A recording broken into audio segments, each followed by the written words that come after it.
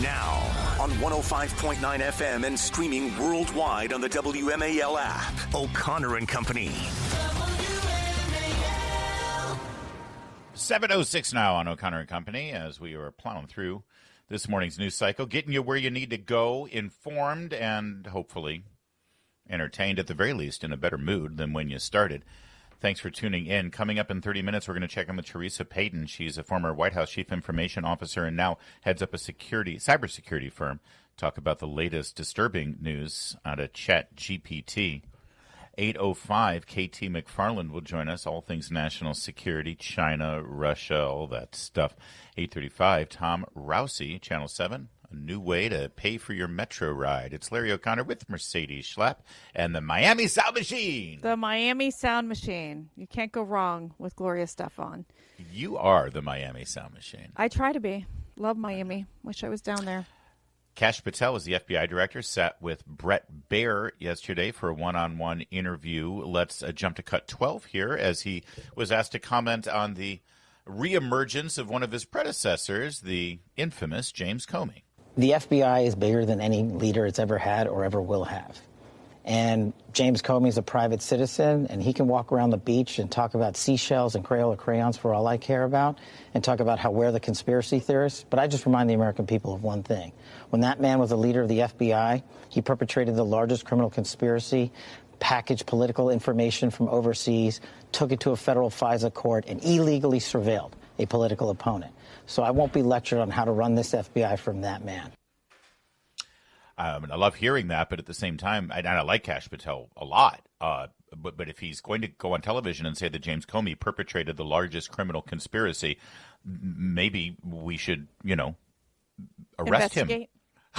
Maybe he should, face a day in court with that. I definitely would bring Comey into oversight committees and keep asking him questions, because he did get away with it. He got away with the Russian hoax. He got away with the pursuing the Steele dossier to take Donald Trump down. He went after pretty much a lot of the Trump top officials. I mean, it was relentless what he did. People's lives were ruined by this. I know personally people that had to spend so much money to defend themselves against bogus charges that Hillary Clinton really created.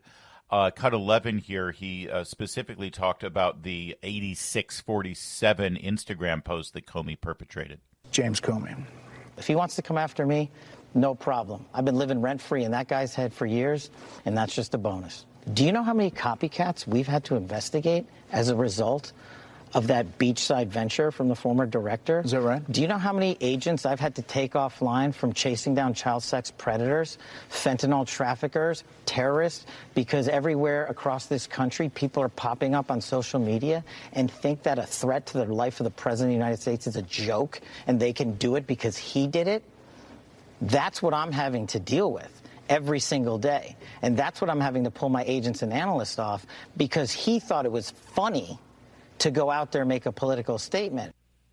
Yeah, and I'm glad to hear the righteous anger there from Kash Patel. As James Comey, I mean, it's an amazing thing to watch as Comey is doing his own media appearances and attacking Trump and attacking Patel, and at the same time...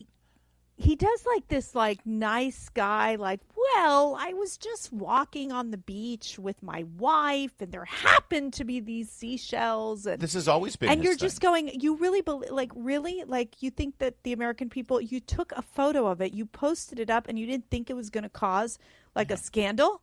What are you thinking? You're the former FBI director. Well, he's pushed it even further. And now, this is cut 15. This is from 2 days ago, actually, MSNBC Jen Psaki. Again, Comey's selling a book. He's the former FBI director. Oh, I didn't even know he had a book.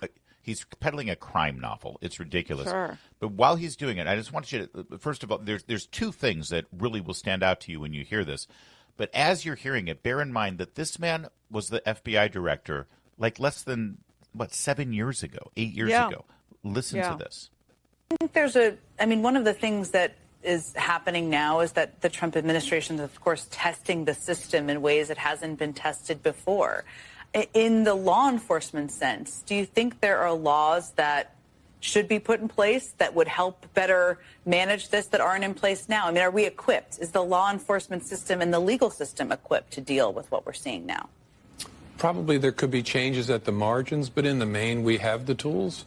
There are cultural impediments to doing this work. Let's say you work in the FBI. You know that one of the two political parties is, let me put it nicely, white supremacist adjacent at a minimum. Hold on, pause right there. So pause right there. This is James Comey, you know, the America's last honest cop. He answers to a higher authority, right? That's what his book was called. That he's the only honest man in this town. He's just Mr. Law and Order. He was the FBI director. And he denies using any sort of political influence or political bias when he was investigating supposed crimes as FBI director. But he just now said that the Republican Party was white supremacist adjacent. How are we to believe that James Comey was an honest broker and didn't show any kind of bias in his role as FBI director when he just admitted that he thinks half of the country is racist if they're Republicans? Yeah. Well, I mean, this goes back to the fact that there was an abuse of power happening in the FBI that I don't think was addressed during James Comey's time or Christopher Wray's time. I mean, how the FBI was used to target conservatives, to target pro-lifers, to target parents, calling them domestic terrorists. It was such an authoritarian abuse of power coming from the FBI, and they got away with it. They literally got away with it. You're right about this. Where is the investigation? He's bragging about it right now. Yeah. And listen to a little bit more, because understand the preface of that statement was, if you work in the FBI. So this message is to people who are currently working in the FBI under Kash Patel. If you work in the FBI, you know that one of the two political parties is, let me put it nicely, white supremacist adjacent. Yeah. At a minimum, he said. At a minimum, he said. All right, and now listen to how he follows up that statement. Go ahead, continue. White supremacist adjacent at a minimum. And so why would you want to throw your career on that side of the line and be summoned to Capitol Hill to be asked, why are you pursuing these innocent groups? And so we have a cultural impediment to working it effectively. That is a message. He is sending a message to his pals in the FBI. He is sending a warning. If you follow orders, if you actually do your duty as an FBI agent and follow the chain of command and the director of the FBI, Kash Patel, and investigate what you're told to investigate, you'll be called up on Capitol Hill to answer for your actions. That's James Comey right there trying to influence agents at the FBI. I'm sorry, lock this mother up. This guy drives me insane that he can just walk around with his smug, supercilious smile and get away with this crap. Yeah, and he's become a darling of the left because he really tried to take Donald Trump down. But I do think this is really disturbing how he does make it seem like there's these white supremacists in the FBI. I think that is just such disturbing rhetoric that he's putting out there. A lot of these men and women not are in the just FBI. No, he's not calling white supremacists in the FBI. He's calling just regular, everyday Americans who happen to be Republicans. Yes. Republicans. He's saying Republicans are white supremacists. It is Republicans. You're right. It is Republicans that they're viewing as white supremacists. But remember, that was the issue for Biden. Swine. It was the go after these groups, go after the far right. If you were attending Latin Mass, you're a target. I mean, it's really inconceivable that that's what they're honing in on. But he had the levers. He was the most powerful law enforcement officer in the land. And the left celebrate. They love the fact that he goes on MSNBC and calls Republicans racist. And they never once pause for a moment and say, wait a second, this guy ran the FBI? This guy had that kind of power and literally ruined people's lives because of his political bias, his warped political view of this country. And he celebrated. All right, that said, there's more from Kash Patel, actually, in this interview that wasn't just about James Comey. We'll get to some of the other things. He talked about the Jeffrey Epstein stuff. He talked about some other investigations, including Christopher Wray and his work at the FBI. We'll get to that in a moment. Right now, though, it's 7:15. WMAL, making sense of the news. Live from the Home Paramount Pest Control Studios. Home Paramount, the leader in pest control since 1939. 7:17. Now, a little bit more from Kash Patel. The last time he did a media appearance, it was with Dan Bongino, the deputy director, with Maria Bartiromo. This time, Kash flying solo. The news that was made at that last interview with Maria was the confirmation from Director Patel and Deputy Director Bongino that Jeffrey Epstein, in fact, did kill himself. They said they looked at the evidence, they saw it. This is a suicide, no doubt about it. Now, but because there had been much speculation about this, to be fair, much of it driven by the likes of Kash Patel and Dan Bongino before they took their positions at the FBI, that, many Americans would say, okay, all right, that's your conclusion, that's fine. Why don't you just show us this evidence? Why haven't we seen all of these secret files that you all get to see, and then you tell us what's going on? And Bret Baier pressed Kash Patel yesterday on the Epstein files in general. There are. The Epstein thing, you dealt with Maria, you said, as far as you know, he killed himself. I'm telling you he killed himself. The other thing on the internet is the Epstein files. What's the answer to that? The answer to that is the same as everything else. I'm not going to withhold information from the American public ever, but I'm also not going to rush to get it out there in a format in which they can't rely on it. So on the Epstein matter or any other matters, we are diligently working on that. And it takes time to go through years of investigations, years of political maneuvering, and years of cover-up to get the American people what they deserve. And that's what I'm going to give them on everything. Yeah. Mercedes, do you think that we will see the Epstein files, and do you think we will see what people expect to see in the Epstein files? I think that it's almost like he almost has to put a deadline on himself, like Kash Patel and his team, to say we're going to need to release this at some point. And I think he's buying time right now, right? He wants the extra time to make sure they're able to, whatever information they have, that they're able to release it correctly and not run into a legal issue probably. But I will say, I think to say that it's going to take years, it sounds like it's never going to come out. That's kind of where my head is at, right, Larry? That I should be our assumption until we see otherwise. Other than the fact that I trust Kash Patel when he says he wants to get it out. So. I think you release things in like stages, right? You could say, perhaps, okay, this is the first tranche of papers that we've seen.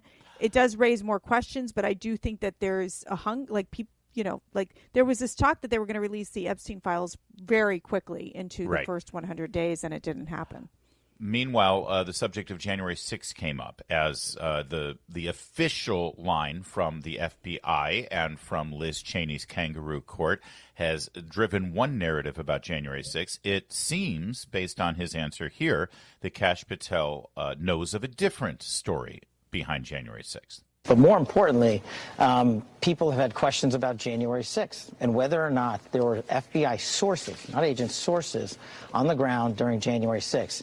And I told you I would get you the definitive answer to that, and we have. And we are in the process, again, of working with our partners to divulge that information, and it is coming. And I will tell you this. The answer to that question will surprise and shock people because of what past FBI leaders have said about it. Former FBI Director Chris Wray eventually admitted to Congress there were 26 FBI confidential human sources in around the Capitol January 6th, but not actual agents. Can you say that's true? Are there more than that? What you're learning from that? I can say that that is definitely a piece of the truth. Why it took a ton of time for and questioning in Congress for the director to get that point is what I'm trying to eliminate from the FBI. If Congress asks you a question under oath, whether or not there were sources in around January 6th at the Capitol, you as the director of the FBI need to know that and not deflect and give a DC answer. You have to be prepared for that. And that's the answer we're giving. That's the answer Chris Wray should have given. And eventually everybody's going to know the whole picture. Yeah, because the American people deserve that. And look, no one's more frustrated than me. Remember, I was Chief of Staff of the Department of Defense on January 6th. We said that we were ready, and the President had previously authorized the National Guard to be there days in advance. I spent 2 years, a small fortune, grand juries, to testify to the truth. And what happens now, years later? We were right. Bowser and Pelosi rejected that offer, and instead of figuring out how to prevent security lapses like that ever again, the American public spent tens of millions of dollars and countless hours on TV listening to conspiracy theories because those in positions of leadership fail to tell the American public the truth. All right. Well, so January 6th, that's the next one. And he seems a lot more robust and animated about what that story is going to tell and how quickly they're going to be able to put that together for the American people, Mercedes. Yeah, well, that one we know because they did the special committee on J6, and it was such a what TV made production, right, to basically literally say that Donald Trump was responsible for J6, although he made it very clear that, you know, you can peacefully protest. But this really, I think, boggles the mind of so many Americans of how these J6ers were treated, how they were, you know, thrown into jail, many of them in solitary confinement, many of them basically sentenced to 20 years in jail. So let's get to the bottom of it. You're right. I think Kash Patel is determined to get the answers. And specifically what the FBI knew about what happened on January 6th and what they didn't say about what they knew about January 6th. It's 7:23. All right, coming up, are we making too much of this? The latest ChatGPT AI engine refuses to shut down. Is that a problem? Well, we'll ask Theresa Payton, former White House Chief Information Officer and now a cybersecurity expert, about what should be done, if anything, about AI going rogue. Next. WMAL-FM, Woodbridge, Washington, a Cumulus media station. Making sense of the news. News Talk 105.9. News now. Now on 105.9 FM and streaming worldwide on the WMAL app. O'Connor and Company. 7:37, O'Connor and Company here Thursday morning from your nation's capital, the District of Columbia, the city known as Washington. Thanks for tuning in here. Coming up at 8:05, K.T. McFarland on all things national security, including Ukraine, Russia, China, student visas. Then at 8:35, Tom Rousey, Channel 7, on a new way to pay for the metro. Also, later this morning, we're expecting the unemployment numbers to be released, as well as the first quarter GDP numbers. We also have home sales reports coming. A big econ news day. Big econ news. So home sales report will be interesting because it's very expensive to buy a home. I agree. In this area. That's Mercedes Schlapp whining about the price of homes around here. I am Larry O'Connor. And we are now joined by, as we've been discussing all morning, Theresa Payton. Now, she was the Chief Information Officer at the White House, and now she is the CEO of Fortalice Solution. That is a cybersecurity firm. And Theresa, I've been making comparisons to HAL in 2001 Space Odyssey, or to the evil alien robots in The Matrix, even the little robot from the Twilight Zone episode that freaked me out. ChatGPT, the latest version of this artificial intelligence, it seems to be, well, disobeying human instruction. Am I making too big a deal out of that? This is the origin story of an apocalyptic science fiction story.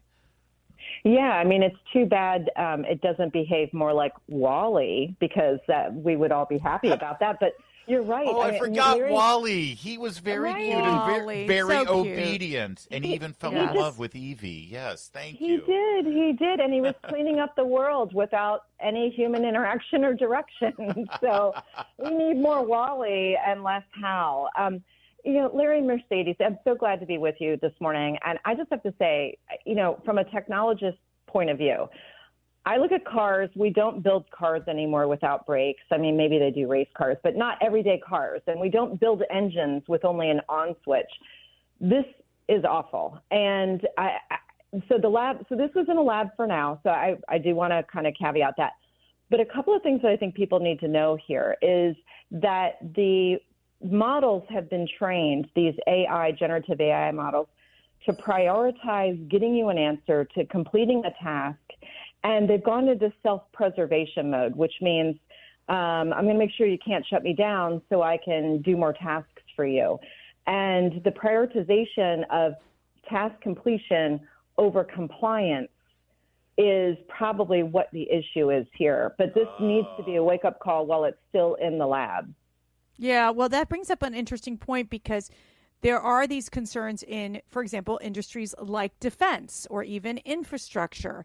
And so what do you think OpenAI needs to do to ensure that, I mean, is this something that you need even government regulation over? Or what would be the right answer to try to ensure that this doesn't get out of control? No, you're right about that. I mean, sometimes with government regulation, I say to people, be careful what you wish for, because it may come late and be outdated and not really help us. But, we definitely have to understand that the engineers who build these software programs, they have conscious and unconscious biases, and they're just following the business requirements they were given. What we really need to do here is you have to sort of storyboard out the human user story. What are we using the technology for? What could possibly go wrong? And candidly, I've been saying this for many years, bring in the Hollywood movie experts who dream up all these Hollywood movies. Bring them in and say, come up with the worst case scenario. Okay, engineers, program to make sure that does not happen. That's interesting. Well, and in fact, there's precedent for that. Department of Homeland Security, after the 9/11 attacks, actually brought in people like Brad Thor and Vince Flynn to actually sit around and sort of war game out some potential terrorist attacks. And I think that was a wise thing to do. Explain sort of how this started, because we know that ChatGPT and other AI engines can write code, but do they write their own code? Like they write code for themselves even without a human command to do so?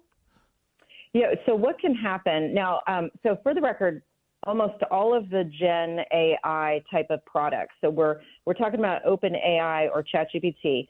Anthropic has a product called Claude, and Google has Gemini, and then xAI, which is Elon Musk company, has Grok. So Grok in the lab actually adhered to shutdown commands. So there is a benchmark for safer AI design, but all of the other ones failed at different levels.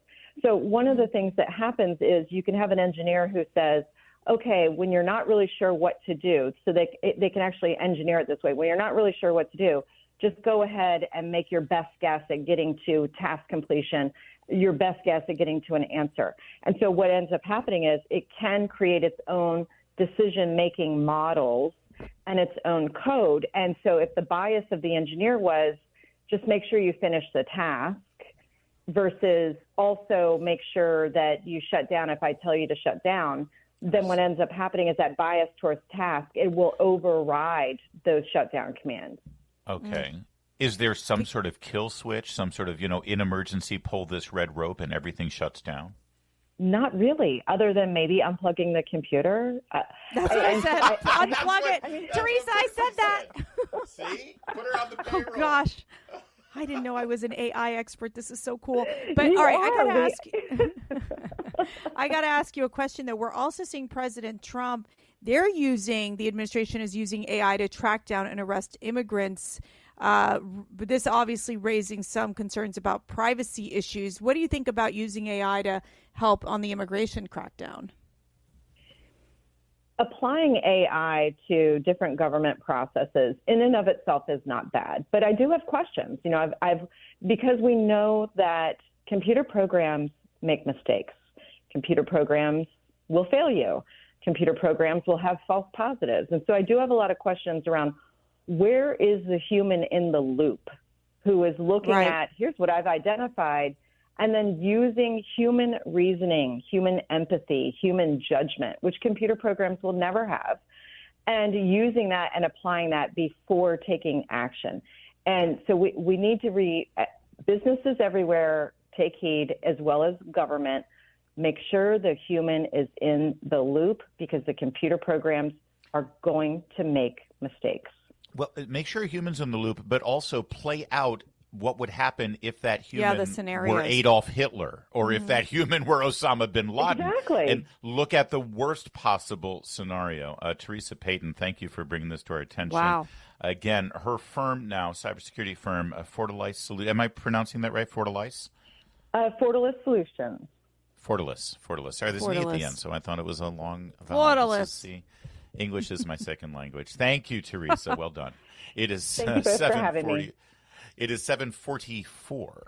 WMAL's Vince Colonnese, weekdays at noon on 105.9 WMAL, making sense of the news. Mercedes Schlapp, you were sort of on the forefront of this MAHA movement for a while. I remember you would often admonish me for eating junk when I shouldn't have been eating junk, although we have had our share of late-night pizza parties. But we have. You were pizza an early party adopter. And wine. What a combo! You were an early adopter to good wine, to the MAHA movement, and as people are celebrating some of the moves that have come from the Department of Health and Human Services, most notably yesterday we discussed the new recommendations and regulations with regard to the use of the COVID shot, and no longer for pregnant women, no longer for healthy children, et cetera, et cetera. I wonder how you feel about this latest move. This one involves the M&M Mars snack candy known as Skittles, or as their ad likes to say, discover the rainbow, taste the rainbow. Oof, taste the rainbow. That these days, as Pride Month is coming up, that has a whole different meaning, I think. But right, they take over Skittles and Target and everything else. Let's stick with the candies. Yeah. Mars Wrigley is now forced to change the Skittles recipe because apparently one of the ingredients is linked to DNA damage and possible cancer risks. This is titanium dioxide. Who knew that when you ate yummy, delicious, colorful Skittles, you were eating titanium dioxide? Well, and I'll tell you, like the Schlapp kids, they love Skittles. So, like, I know my Alyssa, who's now graduating from high school, loves Skittles, and I'll tell you, as a parent, I should have been more aware of what was in Skittles. I should have told her, look, it's got titanium dioxide. Do we want that as part of our ingredients? Because, goodness, the Skittles, they can be very tasty. They're like a sugary rush. So I'm so glad that HHS Secretary Robert F. Kennedy Jr. is saying, move it out, get it out, remove it. It looks like the Skittles company, they're going to take it out of the ingredients. They're going to go ahead with the HHS direction. Titanium dioxide, by the way, is used in processed foods to give a bright, opaque appearance. It's been considered safe here in the U.S., but in 2022, the European Union banned it, citing concerns over its genotoxic effects after extensive European it sounds disgusting studies. Now. It's I mean, they do a lot of stuff to sort of make things look different. I don't know. And in Europe, they've banned it. They've banned all these like red dyes and all these other processes. I don't think we need to ban everything just because the crazy Europeans do it, okay? Because, I mean, they've banned freedom over there. They've banned Christianity. They banned freedom. There, and let me tell you, Emmanuel Macron, talk about getting slapped in the face. Whoa. Exactly. Whoa. That's a little titanium dioxide right to the sure. jaw. 7:53.